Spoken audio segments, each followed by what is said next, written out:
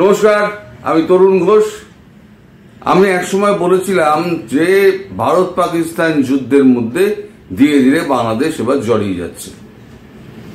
কেন জড়িয়ে যাচ্ছে তার পেছনে একটা কারণ শুনছিলাম। সে কারণটা এখন কনফার্ম হয়ে গেছে, যেহেতু আমাদের গোয়েন্দা বাহিনী এটা নিয়ে এখন প্রকাশ্যে মতামত বিনিময় করছে।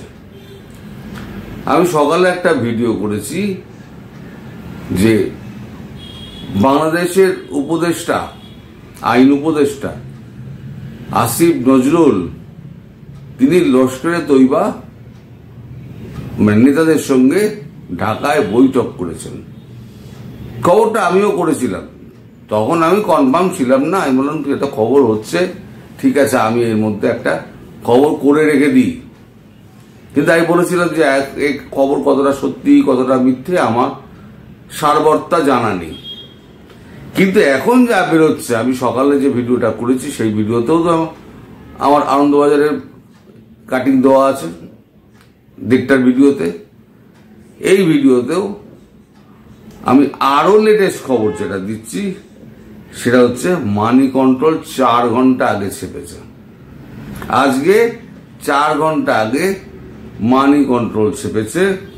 তারা বলছে, day after Pahalgam attack, Bangladesh legal adviser met LeT operatives in Dhaka, why India must be alarmed. The meeting and its timing raise serious question about the interim government stance on extremism and potential of complicity in fostering anti-India sentiment. আমাদের পেহেলগাঁওয়ে 22 তারিখে আক্রমণটা হয়েছে। 23 তারিখে উনি LET নেতাদের সঙ্গে meeting করেছেন। তাই প্রশ্ন তোলা হচ্ছে, কেন বাংলাদেশ সম্পর্কে ভারত এত চিন্তিত হবে না ইন্টারিম গভর্নমেন্টের আচার আচরণ দেখে।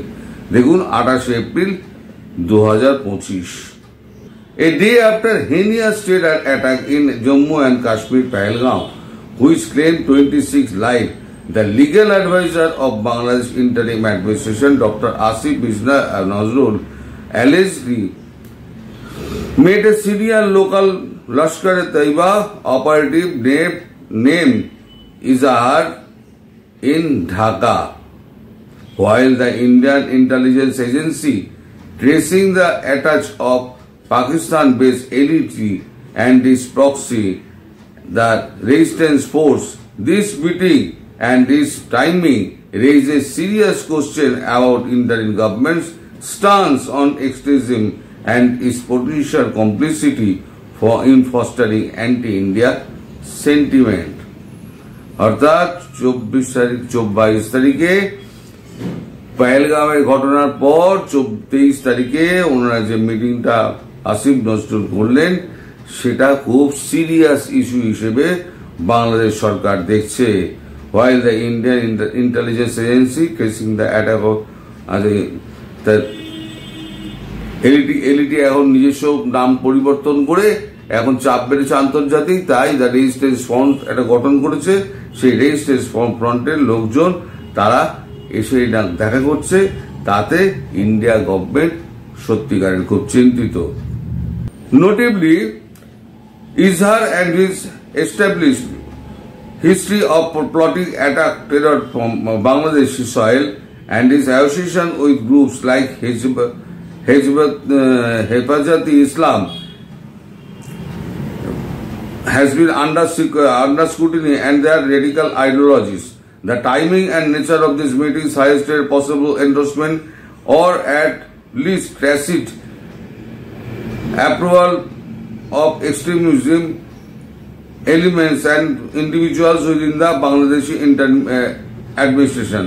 The fact that meeting has held just a day after terror attacks raises the possibility of coordinating effort to destabilize the region of undermine India's security. While it's crucial to avoid jumping onto conclusion, the circumstances surrounding this meeting warrant serious scrutiny and raises crucial question. অর্থাৎ তার সঙ্গে যে হেফাজতে ইসলামের সঙ্গে তার যে যোগাযোগ, এই যে ইজাহার, তার যে যোগাযোগ এবং তাদের আইডিওলজি, বাংলাদেশের মাটিতে বসে তাদের যে এই মিটিং, এইটা ভারতবর্ষকে ডিস্টার্ব করার জন্য বলে ধরে নেওয়া হচ্ছে। অর্থাৎ ভারতবর্ষ মনে করছে যে এই যে মিটিংগুলো হচ্ছে, সেই মিটিংগুলো ভারতকে ডিস্টেবিলাইজ করার জন্য মিটিংগুলো হচ্ছে। ফলে ভারত আগে থেকে সতর্কতামূলক ব্যবস্থা নেওয়ার জন্য প্রস্তুত হচ্ছে। The potential dynamics in Bangladesh has change drastically and follows the ouster of Sheikh Hasina led government in August last year. The interim government led by Muhammad Yunus has been accused of failing the protect of minority groups, particularly Hindus, and of allowing a resurgent extremist ideology. Since then, the bilateral ties between India and Bangladesh have been deteriorated rapidly. এই সমস্ত কর্মকাণ্ডগুলো করা যখন শুরু হলো, তখন ভারতের সঙ্গে rapidly তাদের ভারত বা বাংলাদেশের সম্পর্কের অবনতি ঘটতে শুরু করলো। এখন এই যে ভারত পাকিস্তান যুদ্ধ যেটা শুরু হয়েছে, মানে শুরু হবে, সেখানে তার একটা আঁচ এসে পড়বে বাংলাদেশে। আমি গতকালকেও বলেছি, আজকেও একটা বলেছি যে পাঁচ এসে পড়ছে। তার এইটা কারণ যে হিন্দু হিসেবে যে নির্যাতনগুলো করা হচ্ছে সর্বত্র, অর্থাৎ টেরোরিস্টদের একটাই স্ট্রাইক হয়ে দাঁড়িয়েছে, সেটা হচ্ছে হিন্দু নিধন। সেটা ভারতবর্ষে হোক, সেটা বাংলাদেশে হোক, সেটা পৃথিবীর যেখানে হোক। আর ভারতবর্ষ বলে রেখে দিয়েছে পৃথিবীর যেখানে হিন্দু নিধন হবে সেখানে ভারতবর্ষ নাক গলাবে ইসরায়েলের মতো। ফলে বাংলাদেশ এখন আক্রমণের মুখে পড়তে পারে, কারণ 17 নম্বর কোর কিন্তু সেই 7 সিস্টার পোস্টে বসে আছে। রাস্তাঘাট পুরো কমপ্লিট হয়ে গিয়েছে, পুরোপুরি তৈরি। যুদ্ধ এদিকে যদি শুরু হয়, যুদ্ধ কিন্তু ওদিকে শুরু হবে। কিছু না হোক, মানে ছোট আকারে হলো হবে, এবং একটা কড়া সন্দেশ, একটা যেটাকে বলে মেসেজ, সেই মেসেজটা পৌঁছে দেওয়া হবে ইউনূস সরকারের হাতে কাছে, এবং ইউনূস সরকার তার ভয়ে পালিয়েও যেতে পারে। এমন অবস্থা ভারত সৃষ্টি করবে যে ইউনূস সরকার এখান থেকে পালাবে। যেমন পাকিস্তানিরা এখন সমস্ত জামা কাপড় খুলে, সৈন্য পোশাক খুলে এখন পালিয়ে যাচ্ছে, ধীরে ধীরে সমস্ত রিজাইন করছে। ব্রিগেডিয়ার জেনারেলরা এখন প্লেন ধরে ফ্যামিলি নিয়ে পালিয়ে যাচ্ছে। বাংলাদেশের অবস্থা, বাংলাদেশের এই যে যত উপদেষ্টা আছে তাদের অবস্থা সেই হবে, আর যতগুলো এই যে যত চ্যাংড়াগুলো টেরোরিস্ট আছে তাদের অবস্থাও সেই হবে। ফলে যেটা হয়ে দাঁড়াবে, বাংলাদেশে শেখ হাসিনার ফেরাটা একই সঙ্গে সুগম হয়ে যাবে। ভারত চাইছে এক ঢিলে দুই পাখি মারতে, এদিকে জব্দও হলো এবং বাংলাদেশে শেখ হাসিনাকে বসিয়েও দেওয়া হলো। বেশ কিছু ক্ষয়ক্ষতি হবে, ক্ষয়ক্ষতি হলে সেগুলোকে আবার পূরণের ব্যবস্থা করা যাবে, কিন্তু বাংলাদেশে শেখ হাসিনা প্রতিষ্ঠা করার জন্য এই সুযোগটাকে ভারত হয়তো হাতছাড়া করবে না। কারণ একবার যুদ্ধ থেমে গেলে আবার নতুন করে শুরু করা কিন্তু মুশকিল। সুতরাং একটা ফ্রন্ট যখন খুলছে, আর একটা ফ্রন্ট খুলে দাও, খুলে দিয়ে একসঙ্গে দুটো কাজ সেরে দাও। পূর্ব পাকিস্তান, পশ্চিম পাকিস্তান একসঙ্গে কাজ সেরে দাও।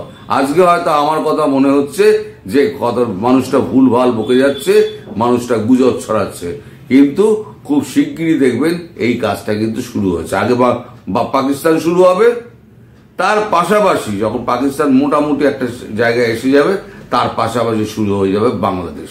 একটা জায়গায় উত্তেজনা যখন কমে যাবে, এসকালেশন কমে যাবে, একটা জায়গায় এসকালেশন বাড়িয়ে দেবে, বাড়িয়ে দিয়ে দুটোকে ফর্সা করে দেবে।